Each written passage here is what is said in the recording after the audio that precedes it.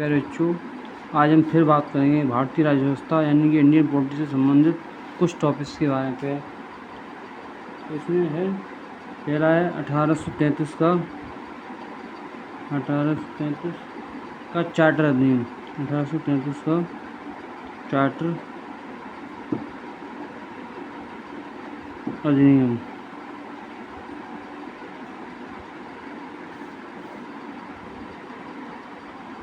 इसमें पहला पॉइंट है, इस अधिनियम के द्वारा इस अधिनियम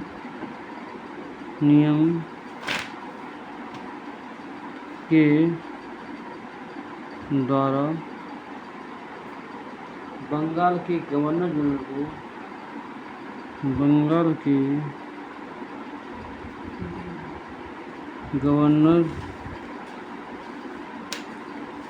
जनरल को भारत का गवर्नर जनरल बना दिया गया। भारत का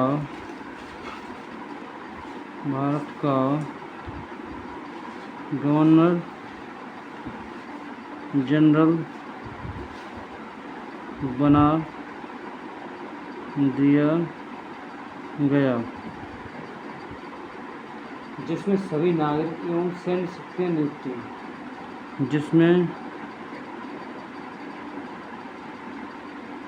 सभी नागरिक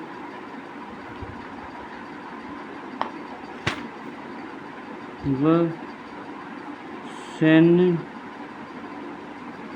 शक्तियाँ सम्मिलित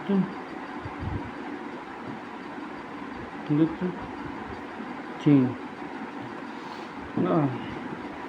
तो इस नियम के द्वारा क्या हुआ, बंगाल की गवर्नर जनरल भारत का गवर्नर जनरल बन गया, जिसमें क्या था, सभी नागरिक व सैन्य शक्तियाँ सम्मिलित थीं।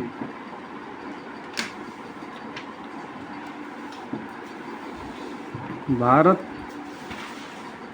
के प्रथम गवर्नर जनरल, भारत के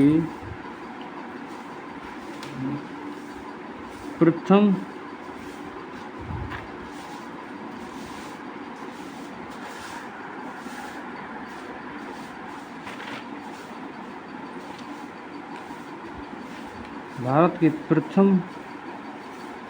governor general Lord William Bentinck थे। लॉर्ड विलियम बेंटिंक थे। तो भारत के प्रथम गवर्नर जनरल कौन थे? Lord William Bentinck. भारत के प्रथम governor general Lord William Bentinck. इस अधिनियम के द्वारा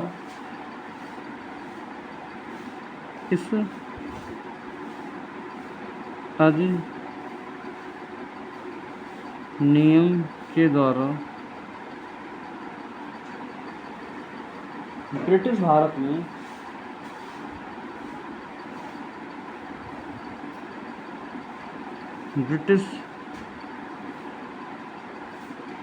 में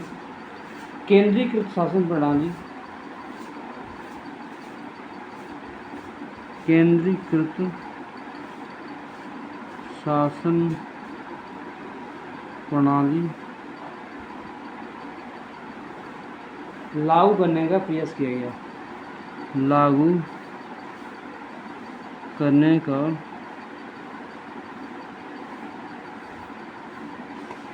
प्रयास किया गया। तो इस नियम के द्वारा एक क्या रिजल्ट निकला, ब्रिटिश भारत में केंद्रीकृत शासन प्रणाली लागू करने का प्रयास हुआ।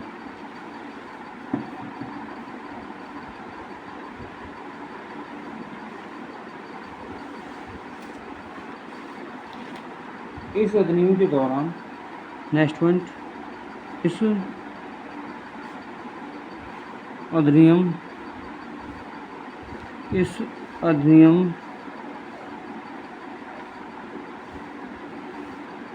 के दौरान कंपनी के सभी व्यापारिक अधिकार कंपनी के सभी व्यापारिक अधिकार चाय एवं चीन के साथ व्यापार सहित चाय एवं चीन के साथ व्यापार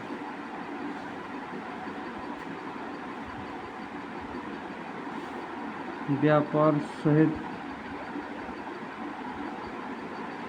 समाप्त कर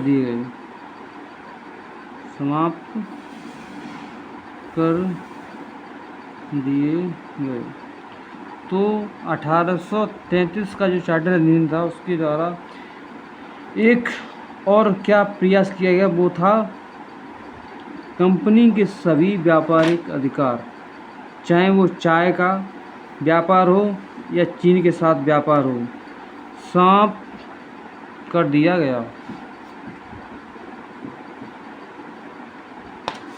नेक्स्ट पॉइंट, इस अधिनियम के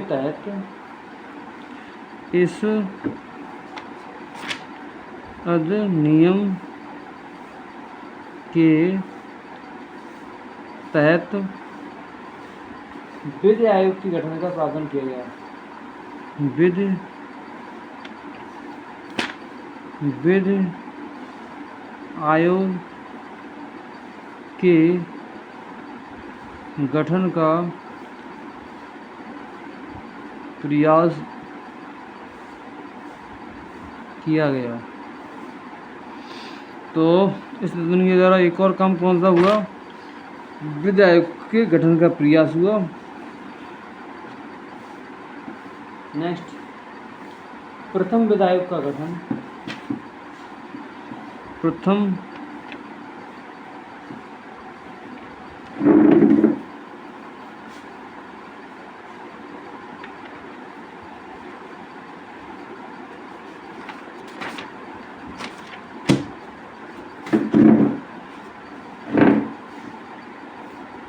प्रथम विधि आयोग का गठन,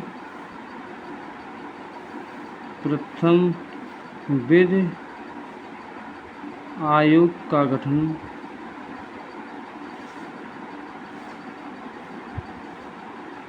वर्ष 1834 में, वर्ष 1834 में लॉर्ड मैकाले की अध्यक्षता में किया गया। लॉर्ड मैकाले की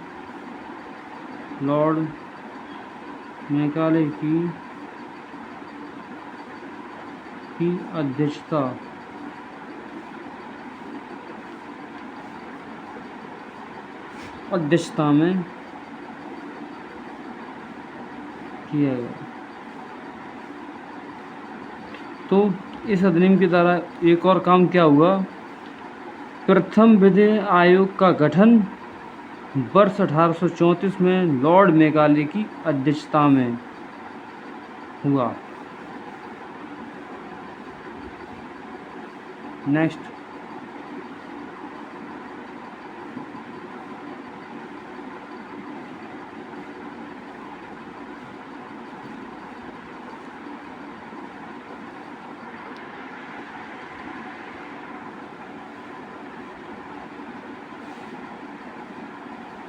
है इस एक्ट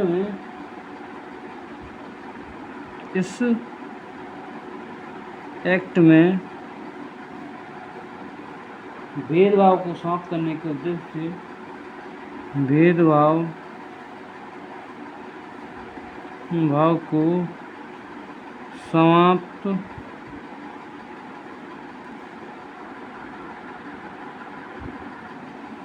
समाप्त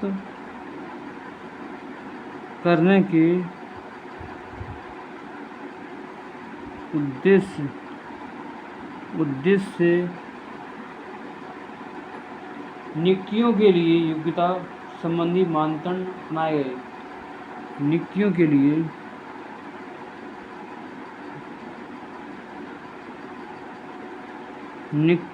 लिए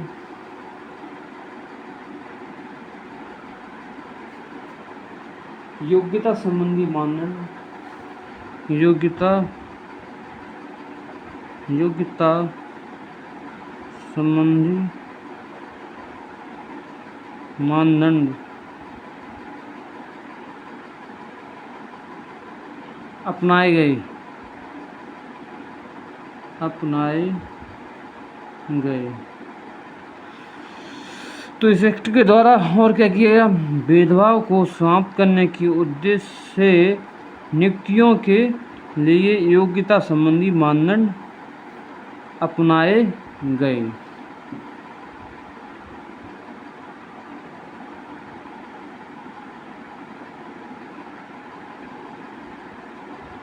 इस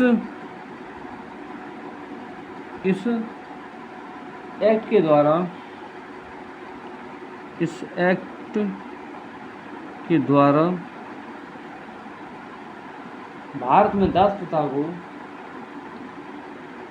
भारत में दास प्रथा को विधि के विरुद्ध घोषित कर दिया गया। विधि के विरुद्ध घोषित कर दिया गया। अंत 1843 ईस्वी में 1843 ईस्वी में लॉर्ड एलनबरो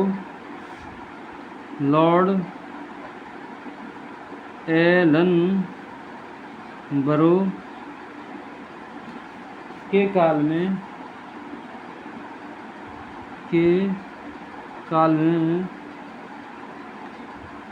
दास प्रथा को समाप्त कर दिया गया। दास प्रथा को समाप्त कर दिया गया। अच्छा, इस एक्ट के द्वारा और क्या परिणाम निकला, भारत में दास प्रथा को विधि के विरुद्ध घोषित हुआ। भारत में दास प्रथा को विधि के विरुद्ध घोषित किया पहले, उसके बाद 1843 ईस्वी में लॉर्ड एलनबरो के काल में दास प्रथा को समाप्त कर दिया गया।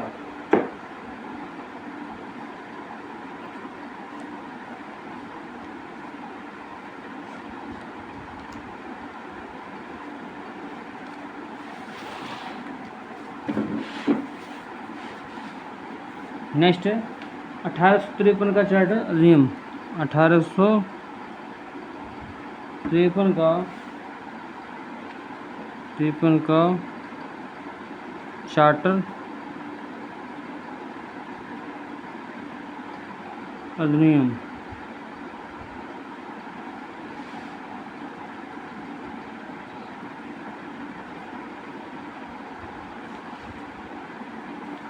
पहला पॉइंट है, यह ब्रिटिश संसद द्वारा पारित ब्रिटिश संसद द्वारा पारित अंतिम चार्टर अधिनियम था। अंतिम चार्टर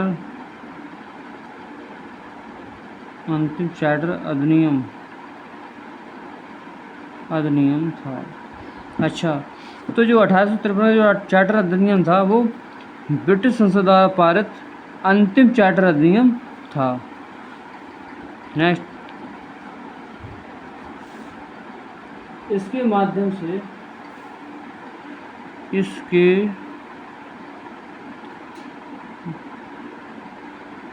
माध्यम से भारत के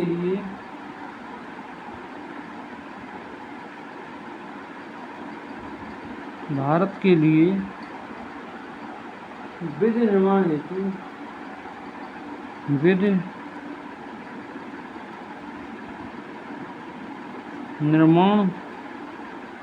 हेतु एक 12 सदस्यीय विधान परिषद की स्थापना की गई। एक 12 सदस्यीय विधान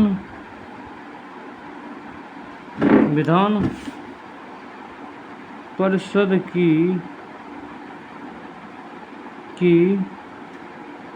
स्थापना की गई। अच्छा, तो इस अधिनियम के माध्यम से और क्या क्या हुआ? भारत के लिए विधि निर्माण हेतु एक 12 सदस्यीय विधान परिषद की स्थापना हुई। नेक्स्ट, सिविल सेवकों की भर्ती एवं चयन हेतु सिविल सेवकों की भर्ती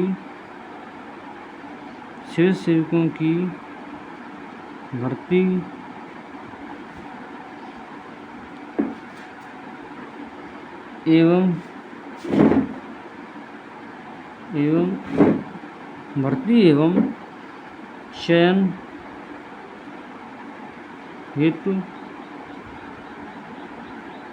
प्रतियोगी परीक्षाओं के आयोजन का प्रावधान किया गया। प्रतियोगी परीक्षाओं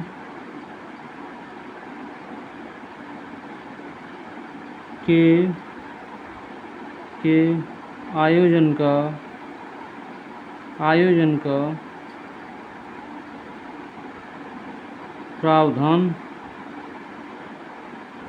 किया गया।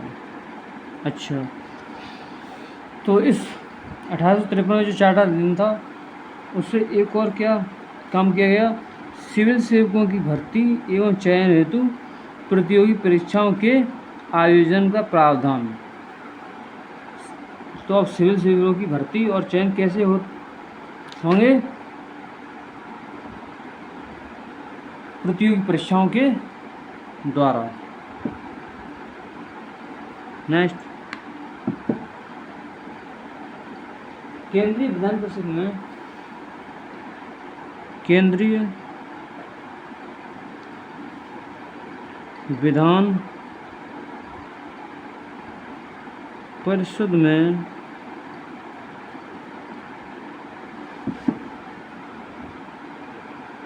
स्थानीय प्रतिनिधित्व का प्रावधान किया गया। स्थानीय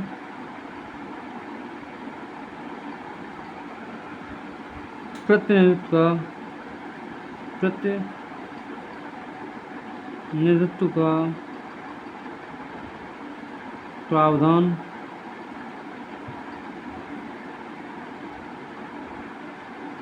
किया गया।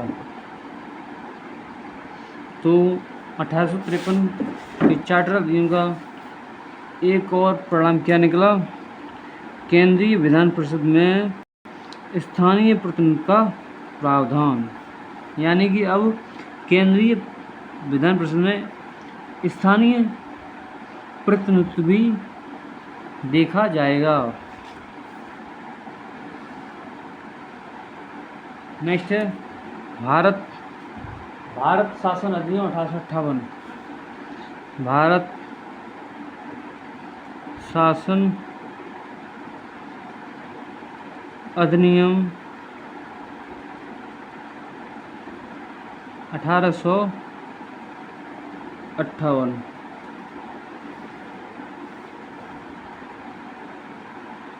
इसका पहला पॉइंट है, इस अधिनियम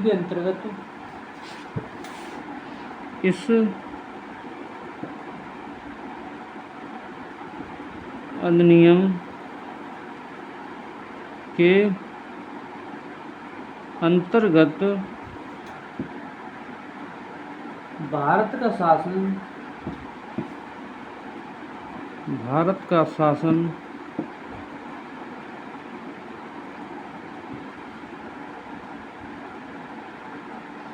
प्रतिष्ठित महारानी विक्टोरिया के अधीन कर दिया गया। प्रतिष्ठित महारानी विक्टोरिया के अधीन कर दिया गया।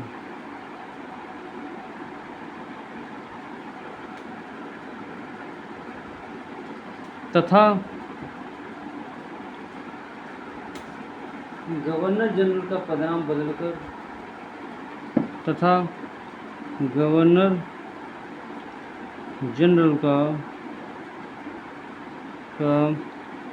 पदनाम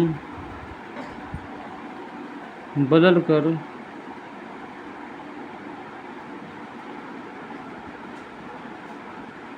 भारत का वायसराय कर दिया गया। भारत का वायसराय कर दिया गया। अच्छा, तो जो भारत शासन अधिनियम 1858 था, इसके अंतर्गत या इसके द्वारा क्या चेंज आया?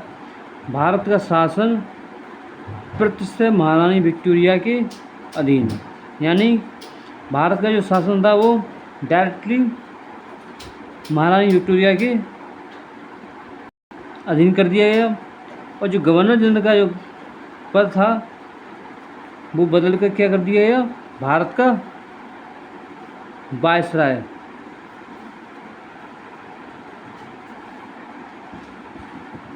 नेक्स्ट,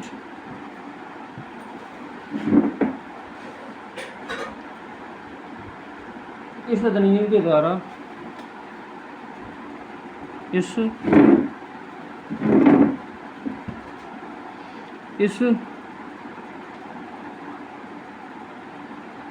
अधिनियम के द्वारा नियंत्रक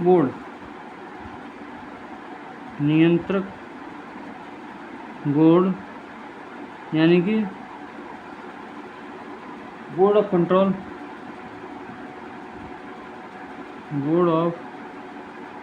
कंट्रोल तथा निदेशक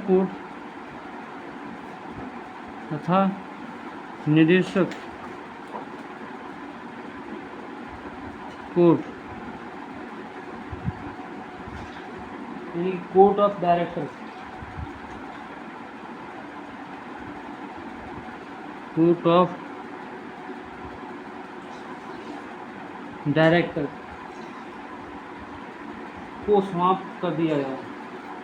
को समाप्त कर दिया गया। तथा भारत के राज्य सचिव के नए पद का सृजन किया गया। तथा भारत के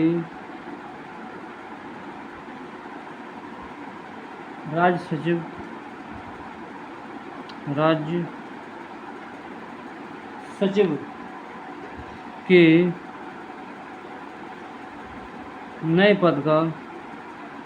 के नए पद का सृजन किया गया।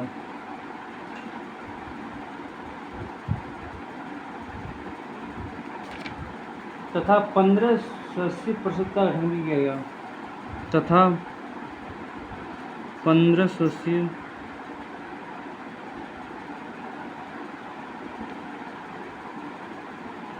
परिषद का गठन भी किया गया। परिषद का गठन भी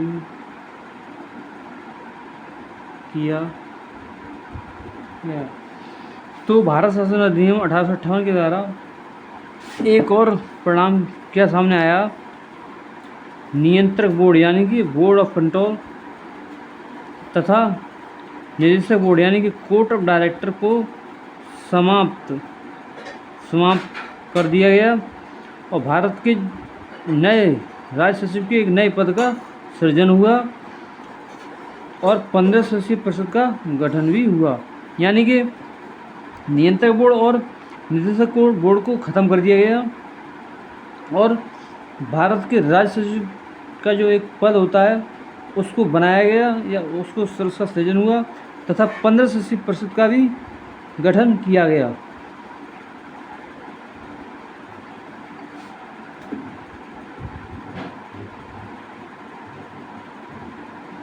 लॉर्ड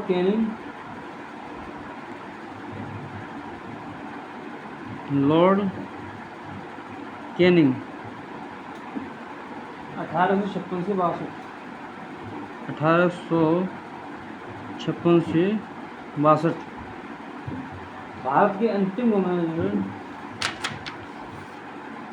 भारत के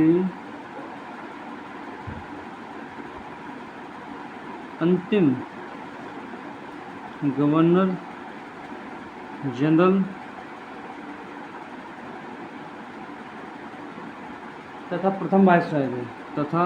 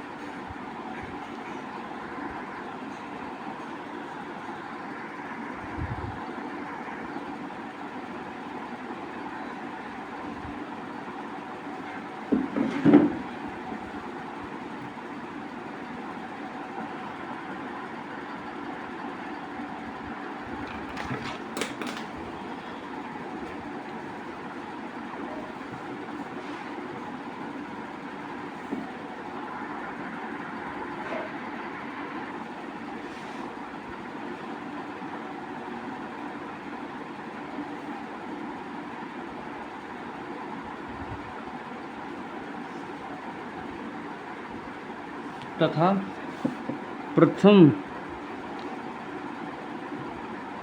वायसराय थे।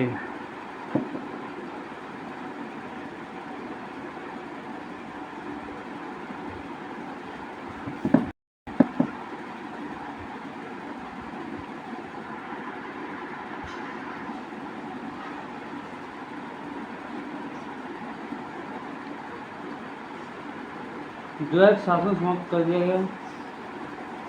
नेक्स्ट पॉइंट है द्वैध शासन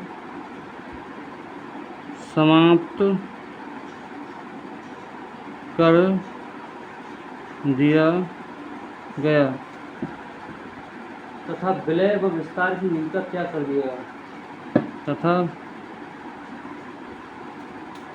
विलय व विस्तार की नीति का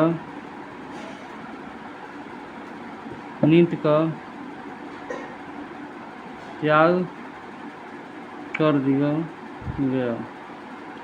तो 1858 भारत शासन अधिनियम के द्वारा एक और काम हुआ, वो क्या था? द्वैध शासन समाप्त और विलय व विस्तार की जो नीति चली आ रही थी उसका त्याग कर दिया, यानी उसको हटा दिया गया।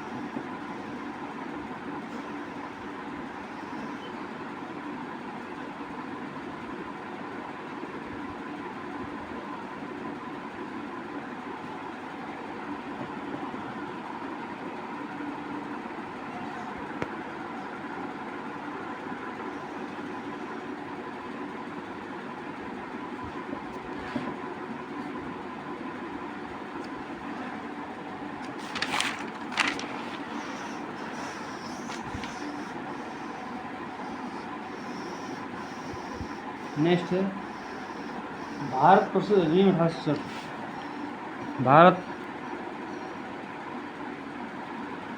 परिषद अधिनियम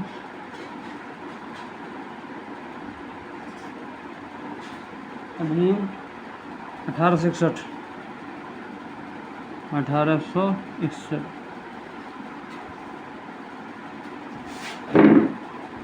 अधिनियम के द्वारा इस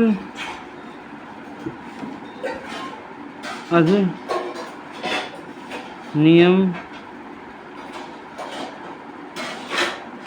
के द्वारा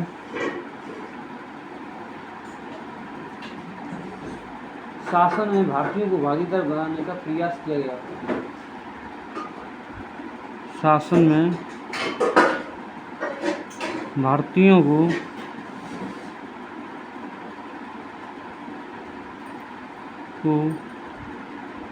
भागीदार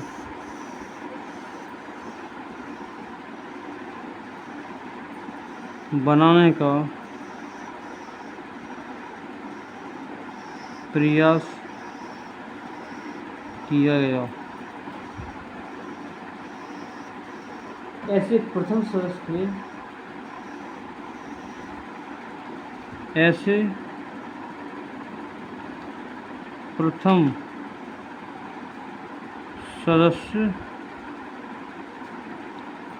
थे बनारस के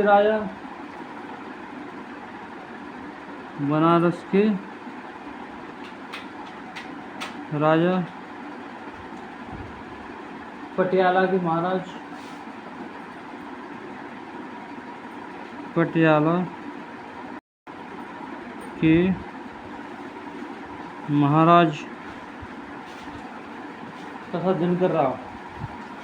तथा दिनकर राव। तो इस अधिनियम का क्या परिणाम हुआ, यानी कि भारत परिषद अधिनियम 1861 का क्या परिणाम हुआ? शासन में भारतीयों को भागीदार बनाने का प्रयास, यानी कि अब शासन में भारतीयों को भी भागीदार बनाया जाएगा, यानी कि उन्हें भी नौकरी दी जाएगी। ऐसे प्रथम सदस्य कौन थे? बनारस के राजा, पटियाला के महाराज और Dinkar Rao. Next, Lord Canning ने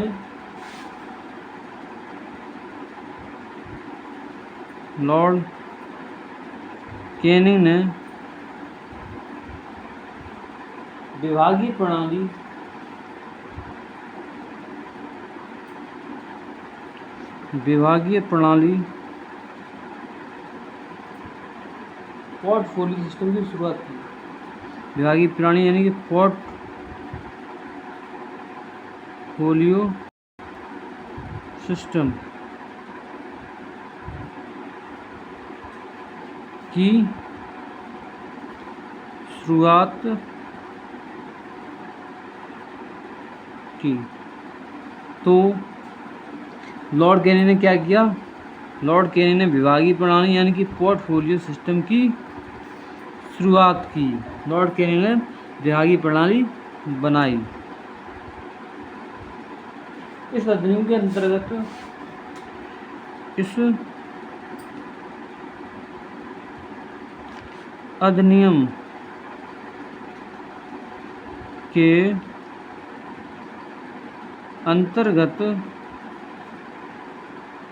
पहली बार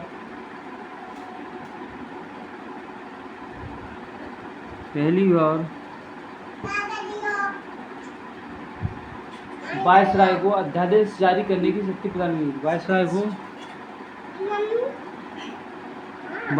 को अध्यादेश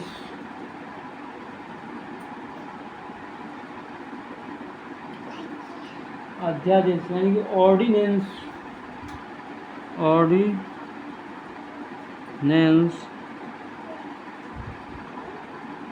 जारी करने की शक्ति प्रदान की।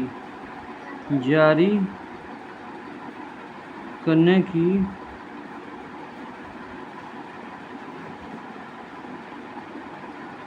शक्ति प्रदान की गई। अच्छा, तो इस अधिनियम से एक और क्या चेंज आया, वो था कि वायसराय जो है अध्यादेश जारी कर सकता है।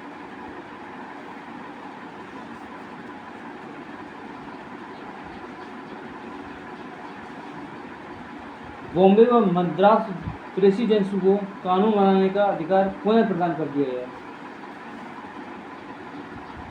बॉम्बे तथा मद्रास प्रेसिडेंसी को कानून बनाने का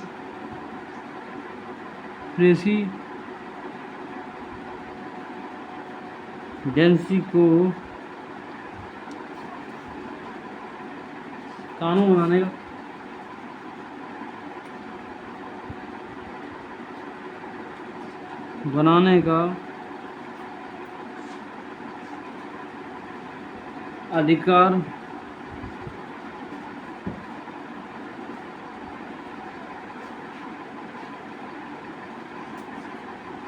पुनः प्रदान कर दिया गया।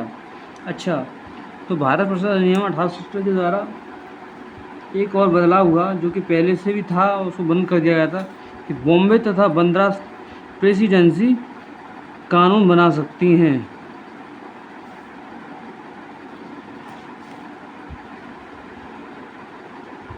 नेक्स्ट,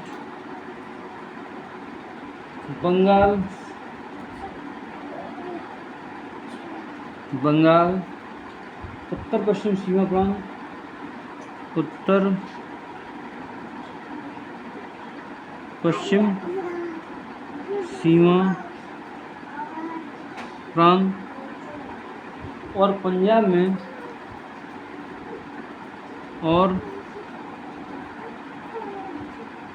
में क्रम से 1862, 1866 और 1897 में विधान परिषदों का गठन हुआ और 1897 में विधान परिषदों का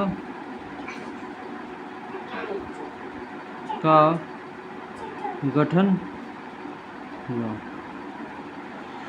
तो भारत प्रसार अधिनियम 1870 के द्वारा एक और क्या परिवर्तन लाया गया कि बंगाल, उत्तर पश्चिम सीमा प्रांत और पंजाब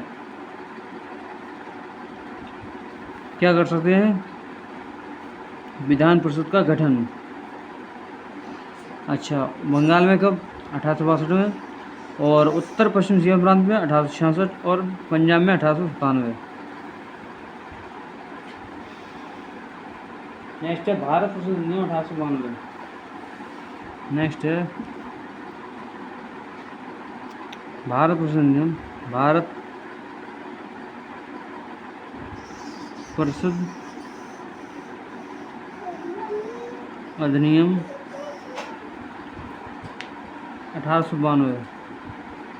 1892। इसमें क्या है,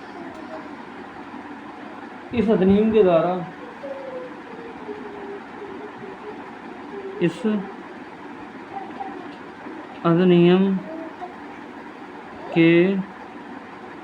द्वारा प्रतिनिधि सरकार की नींव रखी गई। प्रतिनिधि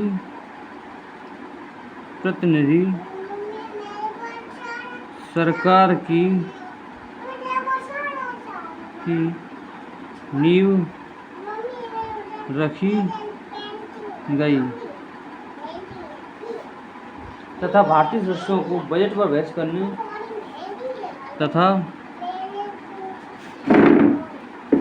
तथा भारतीय